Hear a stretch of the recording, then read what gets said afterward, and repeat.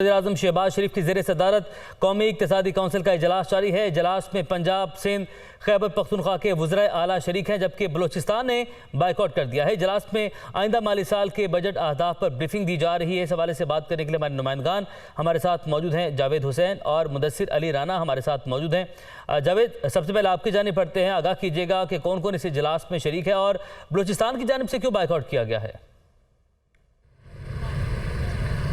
जी देखें, इस वक्त वज़ीर-ए-आज़म हाउस में एक अहम इजलास है बजट से मुताल्लिक, जिसमें कौमी इक़्तिसादी कौंसिल का ये इजलास है जो कि हो रहा है और वज़ीर-ए-आज़म शहबाज शरीफ इसको चेयर कर रहे हैं, जिसमें 3 सूबों के वज़राए आला, जिसमें पंजाब, खैबर पख्तूनख्वा और सिंध के वज़राए आला यहाँ पर मौजूद भी हैं और वीडियो लिंक के ज़रिए भी मौजूद हैं। और इसी के साथ साथ वफाकी वज़रा में वज़ीर ख़ज़ाना इसहाक़ डार, वज़ीर मनसूबाबंदी अहसन इकबाल और वज़ीर मवासलात मौलाना असद महमूद और वज़ीर कॉमर्स जो है नवीद कमर, वो इस इजलास में शरीक हैं।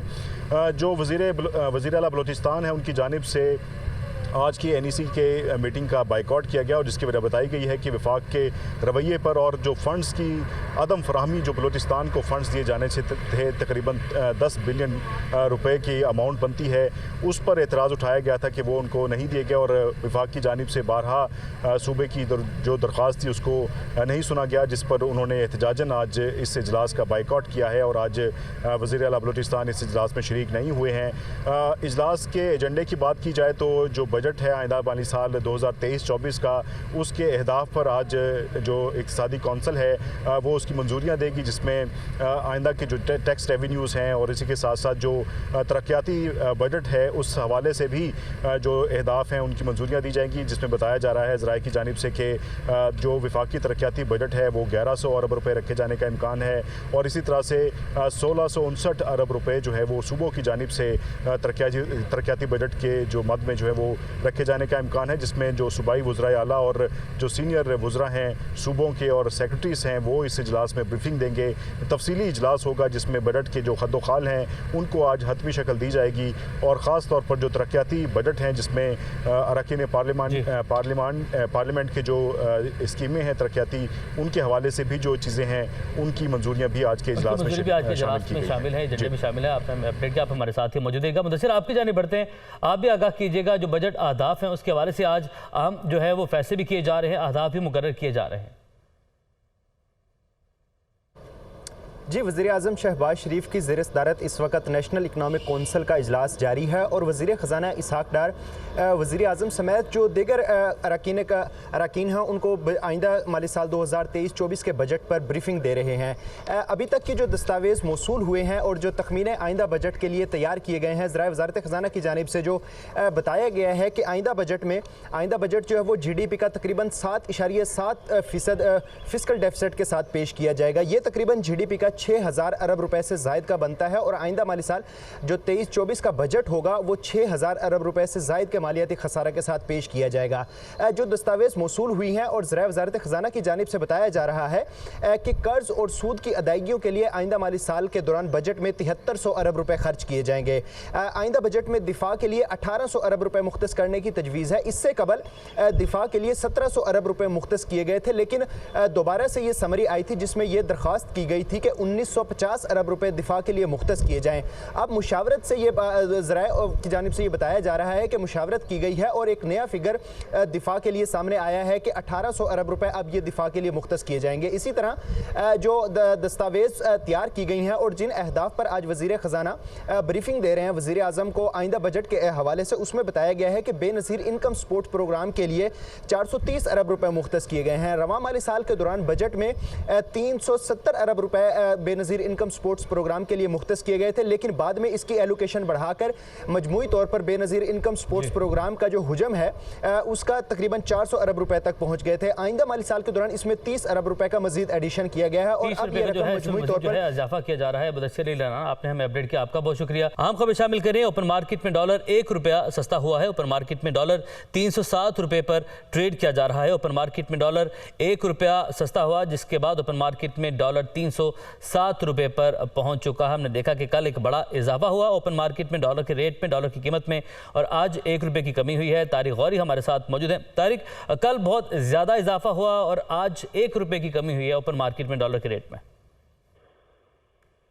जी, इसकी बेसिक रीजन तो ये है कि इस वक्त जो सारी चीजें वो, क्योंकि ये ओपन मार्केट के रेट हैं, ओपन मार्केट में मामला ये होते हैं कि जो आवाम की जानिब से या कुछ जगहों से और से भी जो डिमांड आती है, कुछ लोगों की ट्रैवलिंग होती है, या कुछ लोग जो है वो अपने डॉलर सेल कर रहे होते हैं। लेकिन कई दिनों से हमने एक ट्रेंड देखा था कि जिन लोगों ने कई अरसे से डॉलर्स अपने पास रखे हुए थे और वो सेल नहीं कर रहे थे, और खासतौर पे कुछ तो ये या कुछ लोगों की जो है वो एक्सपोर्टर्स की जो है पैसे जो मार्केट में से आ रहे होते हैं वो उतर रहे होते हैं, तो ये सारी चीजें डिमांड एंड सप्लाई पे आज क्योंकि ओपन मार्केट में कुछ प्रेशर कुछ हद तक इस वक्त तक कम है, इसी वजह से डॉलर की कीमत में कमी हुई है। यही वजह है। तारिक गौरी, आपने हमें अपडेट किया, आपका शुक्रिया। और सुप्रीम कोर्ट में ऑडियो लीक्स इंक्वायरी कमीशन के खिलाफ दायर आईनी दरखास्तों पर समाअत है और आपको बता रहे हैं कि सुप्रीम कोर्ट में ऑडियो लीक्स इंक्वायरी कमीशन के खिलाफ दायर आईनी दरखास्तों पर समाअत।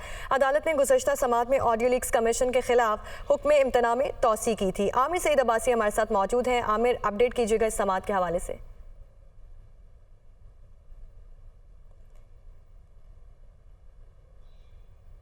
आमिर से भी बात करने की कोशिश करेंगे। आपको बताएं, सुप्रीम कोर्ट में ऑडियो लीक्स इंक्वायरी कमीशन के खिलाफ दायर आईनी दरखास्तों पर समाअत, जिस पर अदालत ने गुज़श्ता समाअत में ऑडियो लीक्स कमीशन के खिलाफ हुक्म इम्तना में तौसी भी की थी। सुप्रीम कोर्ट में ऑडियो लीक्स इंक्वायरी कमीशन के खिलाफ दायर आईनी दरखास्तों पर समाअत के हवाले से आपको आगाह कर रहे हैं और अदालत ने गुज़श्ता समाअत में ऑडियो लीक्स कमीशन के खिलाफ हुक्म इम्तना में तौसी की थी। आमिर सईद अब्बासी हमारे साथ मौजूद हैं। आमिर, डिटेल्स बताइए। देखिए, chief justice of Pakistan justice Umar Ata Bandial की सरबराही में सुप्रीम कोर्ट का 5 रुकनी लार्जर बेंच अब से कुछ देर के बाद समाअत शुरू कर देगा, जिसमें ऑडियो लीक्स इंक्वायरी कमीशन को चैलेंज कर रखा है। सबसे पहले सुप्रीम कोर्ट बार एसोसिएशन के सदर हैं आबिद जुबैरी, इसके अलावा सेक्रेटरी और एक शहरी ने भी ये दरख्वास्त दायर कर रखी है और ये कहा है कि सुप्रीम कोर्ट की तरफ से ये रोका जाए इस इंक्वायरी कमीशन को। और यही हुआ कि सुप्रीम कोर्ट ने इंक्वायरी कमीशन को काम से रोक दिया था। उसके बाद वफाकी हुकूमत ने इस बेंच के ऊपर एतराज़ कर दिया और ये कहा कि जो ये 5 रुकनी लार्जर बेंच है ये इस केस की समाअत ना करे। बिलखुसूस 3 जजेस, chief justice of Pakistan justice Umar Ata Bandial, justice इजातुल Ahsan और जस्टिस मुनीब अख्तर, और इसके लिए दीगर जजेस को नामजद किया जाए ताकि वो इस मुकदमे की समाअत कर सकें। ताकि क्योंकि इसके लिए प्रॉपर्टी ये डिमांड्स करती है कि क्योंकि इन जजेस का बिल वास्ता या बिला वास्ता ताल्लुक़ है ऑडियो लीक से मुतल्लिक, लिहाजा ये इस केस की समाअत ना करें। लिहाजा अब से कुछ देर के बाद अटॉर्नी जनरल वो एतराज़ात अदालत के सामने रखेंगे और उसके बाद अदालत ने फैसला करना है कि क्या ये बेंच इस केस की समाअत कर सकता है या नहीं कर सकता है। इसके साथ साथ जो ऑडियो लीक्स इंक्वायरी कमीशन है उसकी सरबराही जस्टिस काजी फायजीसा कर रहे थे, उसके खिलाफ भी तौहीन अदालत की दरख्वास्त दायर की गई है। उसके हवाले से भी सुप्रीम कोर्ट ने फैसला करना है कि क्या वो दरख्वास्त काबिल समाअत है या नहीं। इस हवाले से अब से कुछ देर के बाद समाअत होगी। अटॉर्नी जनरल पहुँच चुके हैं और इसके साथ साथ जो दीगर अदालती अमला है वो भी वहाँ पर पहुँच चुका है कोर्ट रूम नंबर 1 में। और अब से कुछ देर के बाद चीफ जस्टिस की कुछ देर के बाद ये फैसला होगा कि ये बेंच समाअत कर सकता है या नहीं। आमिर सईद अब्बासी हमारे साथ मौजूद थे, आपका शुक्रिया। अभी आपको बताएं, फवाद चौधरी के खिलाफ तौहीन इलेक्शन कमीशन केस की समाअत। इलेक्शन कमीशन ने फवाद चौधरी को शो काज नोटिस जारी कर दिए। केस की समाअत मजीद 15 जून तक मुलतवी। इलेक्शन कमीशन का फवाद चौधरी को आइंदा समाअत पर ज़ाती हैसियत में पेश होने का हुक्म। वकार सैयद हमारे साथ मौजूद हैं। वकार, अपडेट कीजिए।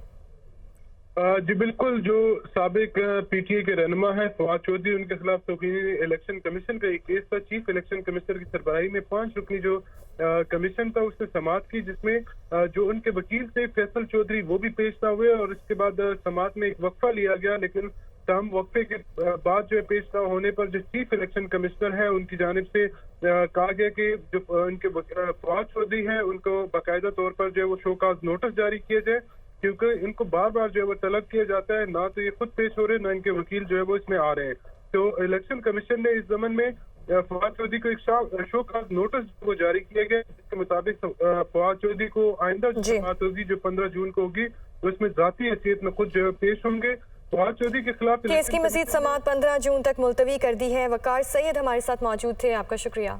पावर सेक्टर का गर्दिशी कर्ज इस साल तारीख के बुलंद तरीन सतह को छूने का खदशा। चेयरमैन नेपरा ने खतरे की घंटी बजा दी। चेयरमैन नेपरा ने किन खदशात का इजहार किया, इसी पर बात करने के लिए हमारे साथ मौजूद हैं जीशान यूसुफजई। जीशान, अपडेट कीजिएगा इस मुतालिक। देखिए, नेपरा में एक समाअत चल रही थी जिसके दौरान चेयरमैन नेपरा ने रिमार्क्स दिए और उन्होंने कहा कि खदशा है कि इस साल जो गर्दिशी कर्ज है सिर्फ पावर सेक्टर का वो 3500 अरब तक पहुंच जाए, पेट्रोलियम सेक्टर का इससे अलग है। इसके साथ साथ उन्होंने बताया कि जो रवां साल है हुकूमत ने 1000 बिलियन रुपए की सब्सिडी दी है जो आने वाले वक्तों में मुमकिन ना हो। गर्दिशी कर्जे के हवाले से अगर बात की जाए तो इसके हवाले से हुकूमती वज़रान ने कहा था कि ये रुक गया है या इसकी फ़्लो में कमी आई है, लेकिन आज चेयरमैन नेपरा के रिमार्क्स ने वो सब बातें गलत जाहिर की। इसके साथ साथ जो दीगर रिमार्क्स उन्होंने दिए कि उन्होंने बताया कि आने वाले वक्तों में ये सब्सिडी मुमकिन है कि हुकूमत ना दे सके, हुकूमत के लिए मुमकिन ना हो। तो ये इस बात का इंदिया दे रहा है कि जो अभी जो मौसम गर्मा शुरू हुआ है इसमें आने वाले जो मज़ीद गर्मी बढ़ेगी तो सारिफिन को बिजली महंगी मिलेगी और इंडस्ट्रियल सेक्टर को भी बिजली महंगी मिलने का खदशा है। इसके साथ साथ उन्होंने कहा कि तमाम जो काम हुए ये गैर मनसूबाबंदी के साथ हुए। हमने यहाँ पर जो 35,000 मेगावाट या 42,000 मेगावाट की जो इंफ्रास्ट्रक्चर हमने खड़ी की है वो हम इस्तेमाल करें या ना करें, उसके बदले हम कैपेसिटी पेमेंट अदा करें। ताम नेपरा में भी जो है समाअत चल रही है।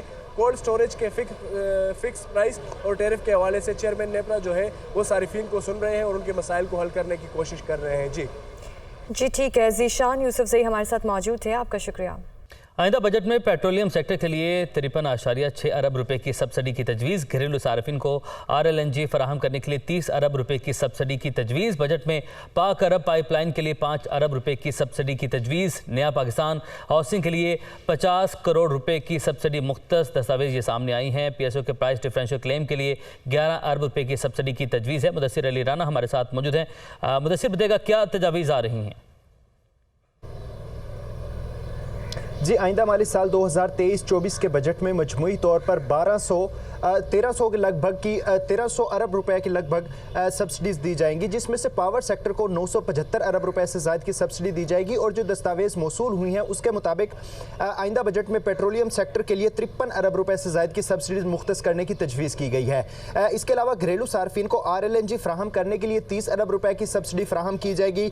बजट में पाक अरब पाइपलाइन के लिए 5 अरब रुपए की सब्सिडी मुख्तस करने की तजवीज़ की गई है। जो दस्तावेज़ मौसूल हुई हैं उसमें बताया गया है कि PSO की जो डिफरेंशियल क्लेम होंगे उसके लिए भी 11 अरब रुपए की सब्सिडी मुख्तस करने की तजवीज़ दी गई है। इसी के साथ जो दस्तावेज़ तैयार की गई हैं सब्सिडी के हवाले से उसमें बताया गया है कि नया पाकिस्तान हाउसिंग सोसाइटी के लिए 50 करोड़ रुपए की सब्सिडी ज़ेर गौर है और इस्लामाबाद में जो मेट्रो बस सर्विस है उसके लिए 2 अरब रुपए की सब्सिडी रखने की तजवीज़ ज़ेर गौर है। जो सब्सिडी के लिए पेपर तैयार किए गए हैं उसमें बताया गया है मेरा घर मेरा पाकिस्तान के लिए 12 अरब 20 करोड़ तजावीज़ है। लेकिन इसके साथ साथ एक और आम खबर उसके हवाले से भी आपसे जानना चाहेंगे कि IMF की एग्जीक्यूटिव बोर्ड का जो 14 जून तक का जो इजलास है और जो मामला हैं उसके हवाले से शेड्यूल जारी कर दिया गया। पाकिस्तान का मामला उसमें भी नहीं है। वज़ीर-ए-आज़म जो है वो खासे पुरुमीद दिखाई देते हैं कि मामला जो है वो तय होने जा रहे हैं। तो ये क्या मामला शेयर कीजिएगा। जी, IMF का जो एग्जीक्यूटिव बोर्ड इजलास 14 जून तक जो शेड्यूल हुए हैं उसमें पाकिस्तान का नाम नहीं है। गो के कल मेरी वज़ीर ममलिकत बराए ख़जाना डॉक्टर आयशा गोस पाशा से मुलाकात हुई है और उसमें पाकिस्तान और IMF के दरमियान इस वक्त तक की जो ताज़ा तरीन सूरत हाल है उस पर बातचीत हुई है, जिस पर आयशा गोस पाशा की जानिब से ये बताया गया है कि जो बजट अहदाफ हैं वो IMF के साथ शेयर कर लिए गए हैं और IMF ने उस पर रिस्पॉन्ड भी कर दिया है। जो IMF की जानिब से पाकिस्तान को रिस्पॉन्ड किया गया है बजट अहदाफ पर IMF ने ये तजावीज़ दी हैं और ये शराइत आयद की हैं कि इन टारगेट्स में नज़रसानी की जाए, क्योंकि FBR के लिए जो IMF का टारगेट है वो 9800 अरब रुपए का है, जबकि वजारत ख़जाना और FBR इस बात पर बाजिद हैं कि आइंदा माली साल के लिए 9200 अरब रुपए का टारगेट रखा जाए। एक तो इस जगह पर पाकिस्तान और IMF के दरमियान जो है वो बातचीत अभी तक फाइनल नहीं हुई है। एक्सटर्नल फाइनेंसिंग का अभी तक मामला वो हल नहीं हुआ है और IMF शराइत पे शराइत आयद किए जा रहा है। अब IMF की जानिब से ये शराइत भी आयद की गई है कि 9वां और 10वां जो इक्तिसादी जायजा है इसको इकट्ठा कर लिया जाए। गो के वजारत ख़जाना और वजीर ख़जाना ये चाहते हैं कि 9वां इक्तिसादी जायजा पहले मुकम्मल करके इसका स्टाफ लेवल एग्रीमेंट कर लिया जाए। 14 जून तक और शाह महमूद कुरैशी की 3 MPO के तहत नजरबंदी का नोटिफिकेशन कल अदम करार दे दिया। Lahore high court Rawalpindi bench का शाह महमूद कुरैशी को फौरी रिहा करने का हुक्म। अगर शाह महमूद कुरैशी के खिलाफ शवाहिद मौजूद हैं तो अदालत के सामने पेश किए जाएं। अदालत के ये रिमार्क्स। इस्लामाबाद से हसीब मलिक हमारे साथ मौजूद हैं। हसीब, बताएगा मजीद क्या है?